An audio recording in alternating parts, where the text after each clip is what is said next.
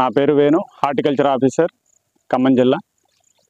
మనం ఈరోజు తెలుసుకోవాల్సిన ముఖ్యమైన విషయం ఏంటంటే మియాజాకి. ఇక్కడ మనకు కనపడేది ఇది మియాజాకి చెట్టు. ఇది 5వ సంవత్సరం. నార్మల్గా అసలుకి మన ఇండియాకి మియాజాకి వచ్చి డిమాండ్ పెరగటం జరిగింది. అసలు మియాజాకి డిమాండ్ ఎందుకు పెరిగింది, మన మన దగ్గర ఇది సెట్ అయిద్దా లేదా, అసలు ఇంత హైప్ రావడానికి కారణం ఏంది, ఇందులో మన కల్టివేషన్కి ఈ కల్టివేషన్కి ఏమైనా తేడా ఉందా, దాంతో పాటు మన మార్కెట్కి ఇది అనుగుణమా లేదా, మనకి రైతులకి ప్రాఫిటా లేదా అనేది మనం ఇందులో తెలుసుకుందాం.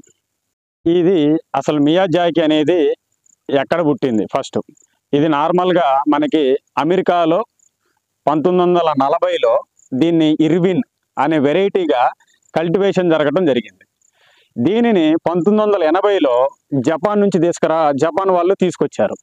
ఈ జపాన్లో దీన్ని తీసుకొచ్చిన తర్వాత అక్కడ కల్టివేషన్ అనేది స్టార్ట్ చేశారు. జపాన్లో దీన్ని నార్మల్గా టయానో తమాంగో అంటే ఎగ్ ఆఫ్ సన్, దీని అర్థం ఎగ్ ఆఫ్ సన్. కానీ ఇది ఎక్కువ డెవలప్ చేసింది, ఎక్కువ కల్టివేషన్ చేసింది మాత్రం మియాజాకి అనే సిటీలో, కాబట్టి దీన్ని మియాజాకి ఫ్రూట్ అని అంటారు. ఓకే, ఇది మొదటగా మనకి అమెరికా నుంచి ఇర్విన్ వెరైటీ సీలింగ్స్ ద్వారా వచ్చింది. ఇది none of the foreign countries variety. Okay, దీనివల్ల మనకి జపాన్ వాళ్ళు కల్టివేట్ చేసిన తర్వాత దీనికి కొన్నిసార్లు అంటే 2019 తర్వాత ఇండియాకి తీసుకొచ్చారు. తర్వాత బంగ్లాదేశ్ వాళ్ళు కల్టివేట్ చేశారు. అది ఎందుకు కల్టివేట్ చేశారంటే 2017లో జపాన్ సిటీలో, అంటే జపాన్ కంట్రీలో మియాజాకి సిటీలో ఏమైందంటే, దీనికి ఒక్కోసారి వెరైటీని బట్టి, క్వాలిటీని బట్టి ఆక్షన్ జరుగుతూ ఉంటుంది. ఈ ఆక్షన్ జరిగిన విషయంలో దీనికి 1 కేజీ వచ్చేసి 3,18,280 రూపాయలు పలకడం జరిగింది. ఈ ఫ్రూట్ ఎందుకు పలికిందంటే, మనం వాళ్ళ కల్చర్ని చూసుకుంటే జపాన్ కల్చర్లో ఏమవుతుందంటే గిఫ్ట్ కల్చర్ అనేది ఉంటుంది. నార్మల్గా ఈ గిఫ్ట్ కల్చర్లో వాళ్ళు బిజినెస్ మ్యాన్స్కి, డెలిగేట్స్కి కొత్తగా ఉన్న సంప్రదాయాలని ఉంచుకొని వాళ్ళు ఈ కాస్ట్లీ ప్రీమియం క్వాలిటీ ఫ్రూట్ ఇవ్వటం అనేది వాళ్ళు గొప్పగా చూసుకునే హోదాకి ఒక సింబలిజం అన్నమాట.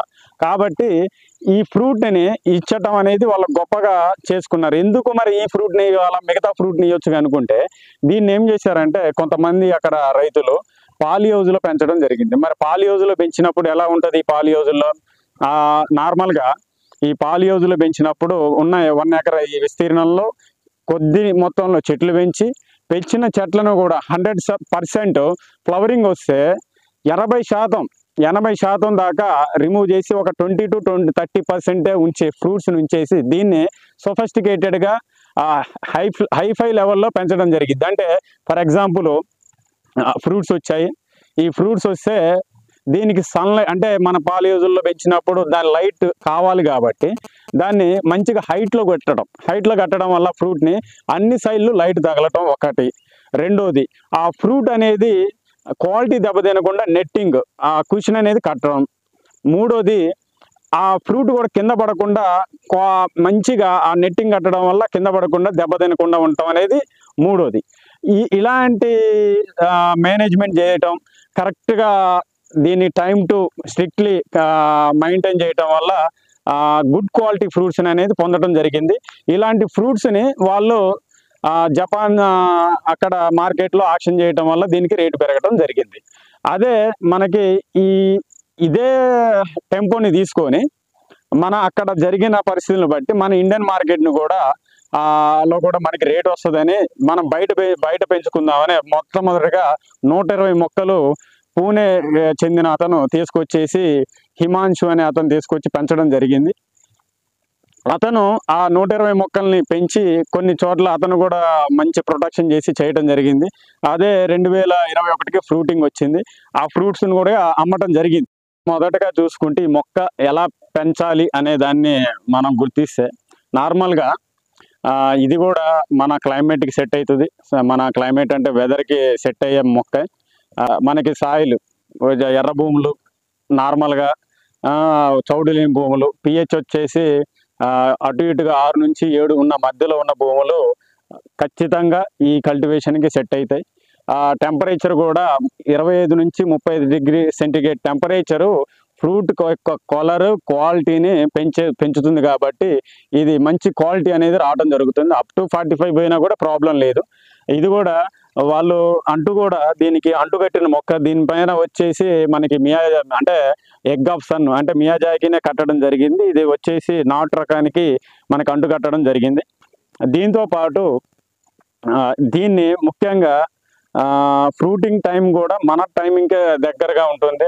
అటు ఇటుగా మార్చి నుండి నార్మల్గా డిసెంబర్ జనవరికి ఫ్లవరింగ్ రావటం, తర్వాత అప్ టు జూన్ జూలై దాకా కూడా మనకి ఫ్రూటింగ్ ఇస్తూనే ఉంటుంది. ఇది నార్మల్గా మన సీజన్కి తట్టుకున్నట్టే ఉంది కాబట్టి ప్రాబ్లం లేదు.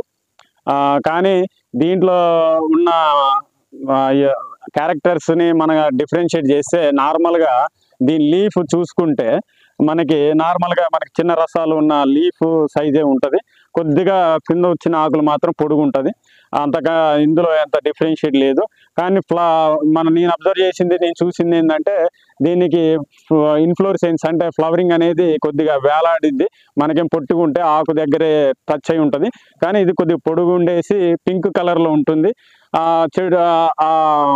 దానికి కూడా ఇన్ఫ్లోరెసెన్స్ కూడా 1 నుంచి 2 కాయలు ఉండటం మాత్రమే జరుగుతుంది.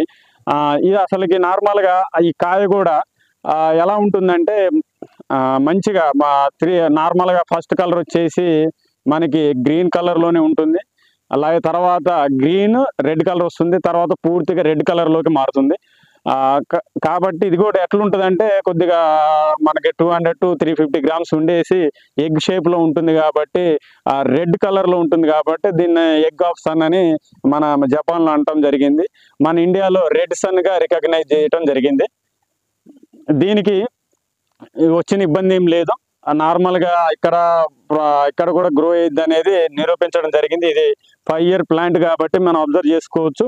ఇక్కడ మనకి మ్యాంగో కల్టివేషన్కి ఇది సూటబులే కాబట్టి మనం పెంచుకోవడానికి అవకాశం ఉంది. మన నార్మల్ ఫ్రూట్కి అంటే బంగినపల్లి, దశేరి, కేసర్, హిమాయత్కి ఈ ఫ్రూట్కి ఏమైనా డిఫరెన్స్ ఉందా అంటే ఉన్నది. దేని విషయంలో నార్మల్గా అబ్జర్వ్ చేస్తే దీని యొక్క న్యూట్రిషన్ వాల్యూ మన బంగినపల్లి, దశేరి న్యూట్రిషన్ వాళ్ళు 90% same to same, no problem, no issue. 99% కూడా ఏమీ తేడా ఏం లేదు. కాకపోతే ఇది వచ్చేసి ఈ రెడ్ కలర్లో ఉంటుంది. కట్ చేసినప్పుడు సాఫ్రాన్ కలర్లో ఉండటమే జరుగుతుంది. కాబట్టి మన న్యూట్రిషన్ దీని న్యూట్రిషన్కి ఈక్వల్గా ఉంటుంది. కొద్దిగా రెడ్ కలర్లో ఉండటం వల్ల యాంటీ ఆక్సిడెంట్స్ ఎక్కువ ఉండటం ప్లస్ యాంథోసైనిన్ ఎక్కువ ఉండటం వల్ల దీనికి కొద్దిగా మనకి యాంటీ ఆక్సిడెంట్ అందే అవకాశాలు ఎక్కువ ఉంటాయి. దీంతో పాటు ఈ న్యూట్రిషన్లో మన ఫ్రూట్కి ఈ ఫ్రూట్కి అబ్జర్వేషన్ చేసినప్పుడు మన టీఎస్ఎస్ చూసుకున్న ఇది 15% టీఎస్ఎస్ ఉంటుంది. కొద్దిగా స్వీటే ఉంటుంది. మంచిగా టేస్ట్ కూడా ఉంటుంది. ఫైనల్గా మనం ఇది పెంచుకోవచ్చా లేదనేది, కల్టివేషన్ చేయొచ్చా లేదనేది ఒకటి గమనించుకుంటే ఇది కూడా మొత్తం ఫర్ ఎగ్జాంపుల్గా డేట్ పామ్ తీసుకుందాం, ఖర్జూరం తీసుకుందాం అండి. ఖర్జూరానికి ఎట్లుంటుంది, ఒక లో క్వాలిటీ 30 రూపాయల నుంచి 40 రూపాయలు దొరికిద్ది. మంచి కొద్దిగా ఉన్నది 250 రూపాయలు దొరికిద్ది. మంచి క్వాలిటీ ఇంకా రావాలంటే 800 నుంచి 1000 రూపాయలు కూడా దొరికే ఉంటాయి. సేమ్ యాజ్ అదేవిధంగా మన ఈ ఫ్రూట్ కూడా అంతే. కొద్ది క్వాలిటీ పెంచితే మనకంటే మన ఉన్న వాటికంటే కొద్దిగా రేట్ ఎక్కువ పొందడానికి అవకాశం ఉంటుంది. కాబట్టి మనం ఏదైనా ఏ ఫ్రూట్ అయినా కొద్దిగా క్వాలిటీ మేనేజ్మెంట్ చేసుకుంటే మాత్రం బెటర్ ప్రైస్ అందుకునే అవకాశం ఉంది. మన ఇండియన్ మార్కెట్ని ఇది ఇండియన్ మార్కెట్ మామిడిలో ఇది ఒక రకం వచ్చి చేరింది. ఓకే, థ్యాంక్ యూ అండి.